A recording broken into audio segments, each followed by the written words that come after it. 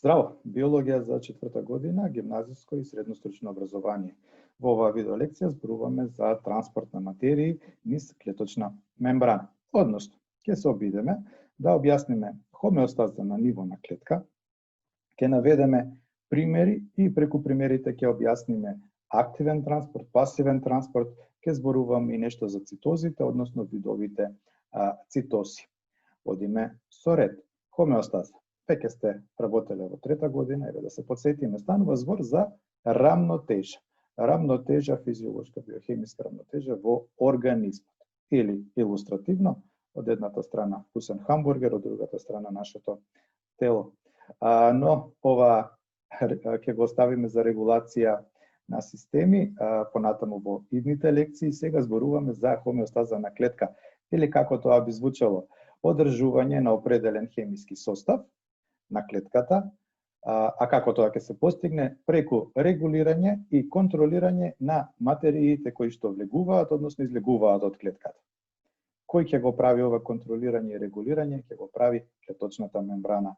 Една структура која што е навистина сложена по градба и има навистина сериозни функции во смисла на селекција, односно контролирање на материи кои што влегуваат и излегуваат, нели ќе кажеме полупропуслива. Ќе го објасниме понатаму.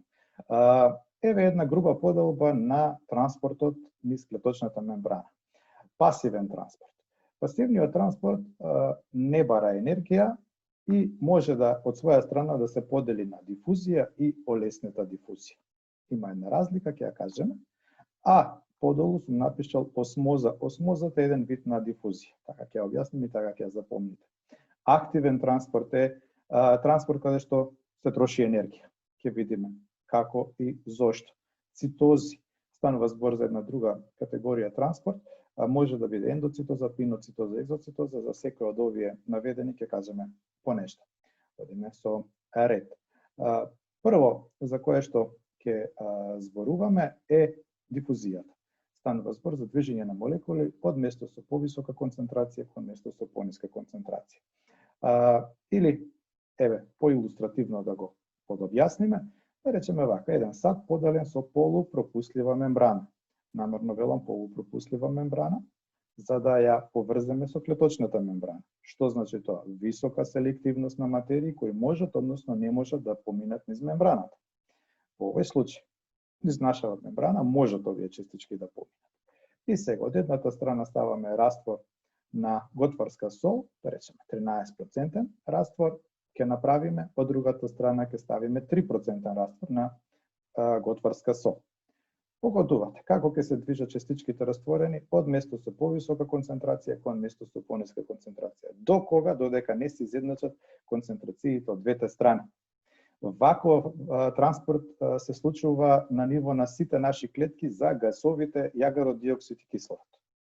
Тие непречено може да поминуваат низ клеточната мембрана и секогаш ќе се случува движење на кислородот кон внатре на клетките, излегување на јаглерод диоксидот надвор од клетките. Зошто?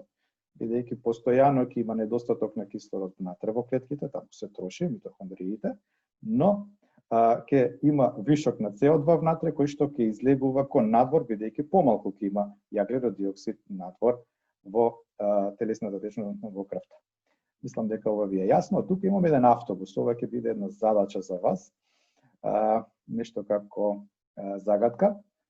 Ваква ситуација имате. На автобуска постојка чекаат 20 патници, не се познаваат помеѓу себе. Доаѓа автобусот празен. Ги отвара вратите, слободен влез, патниците се качуваат. Погодете како ќе се сместат патниците во автобусот. И понатаму се качуваат и уште патници. Како па тие патници ќе се распоредат низ автобусот. Мислете на дифузија. Одиме понатаму. Олеснета дифузија. Тука веќе сме зборувале кај градба на клеточна мембрана, ви објаснував за влезот на глукозата.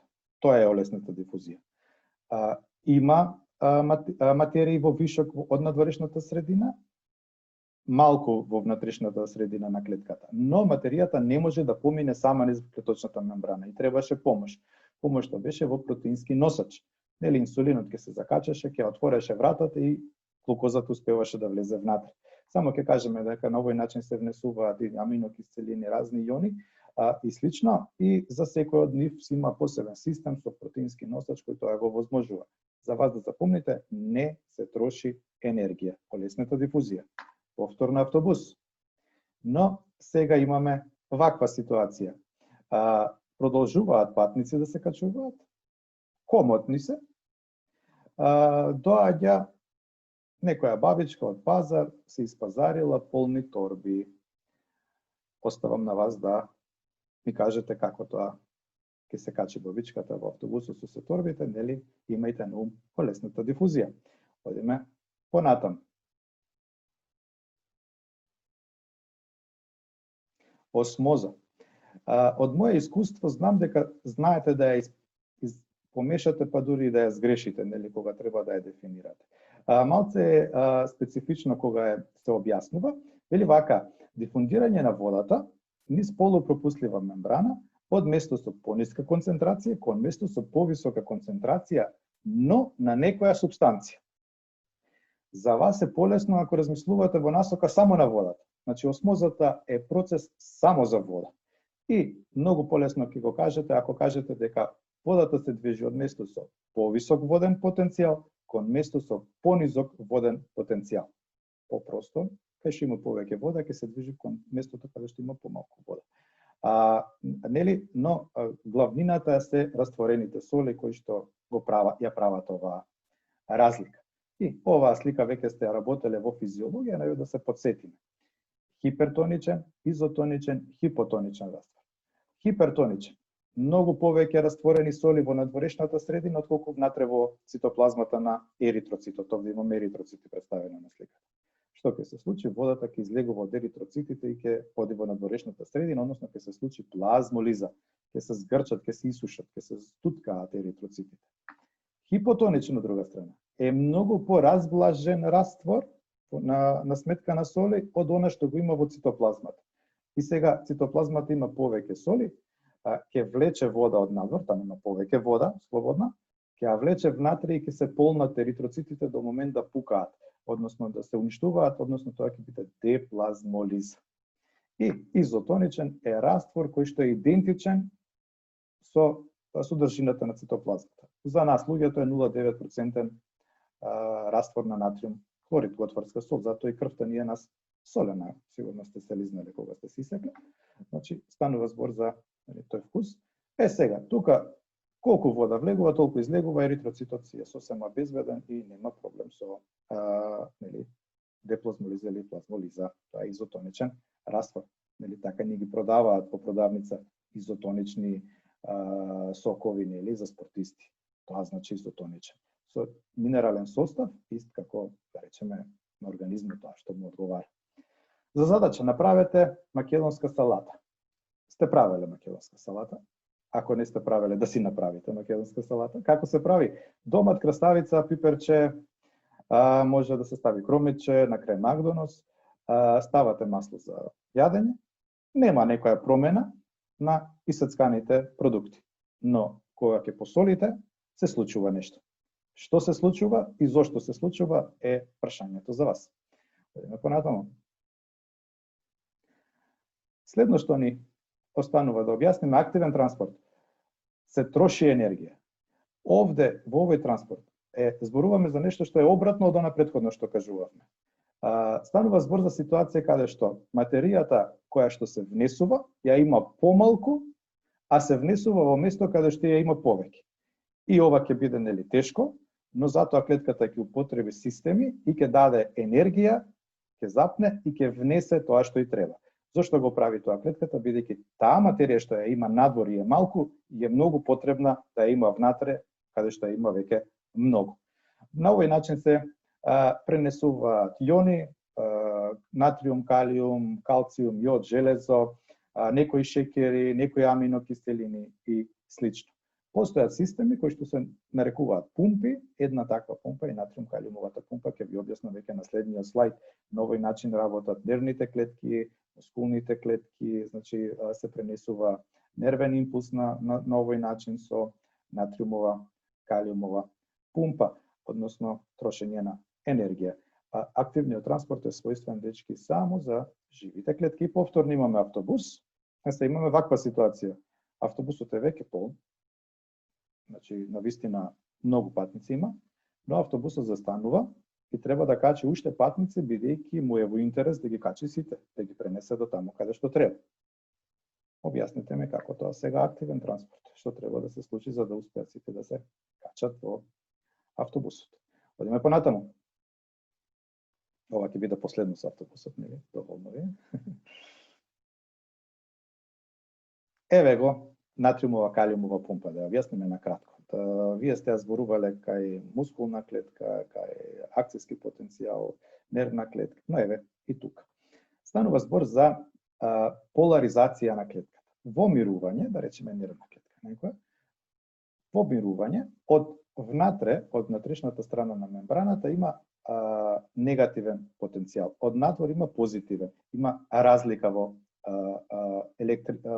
електризираност. Или што се случува? Од надвор има натрупување на натриумови иони, од внатре има натрупување на калиумови иони.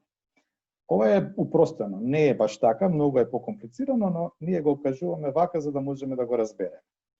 И сега, и двата иона, катиони се со плюсчиња. Е како тоа од внатре е минус, од надвор плюс. На електрохемиската низа на метали, калиумот е поелектронегативен и тој ќе даде чувство како да од внатре да има негативна наелектризираност, од надвор позитивна. Разликата, потенцијалот кој што ќе се создаде е со износот минус 70 миливолти. Тоа е клетка во мирување или поларизирање. И сега што се случува? На нервната клетка и доаѓа дразба од надвор, импулс, дразба. Што прави? Дразбата ги отвара патиштата за влез на натриум.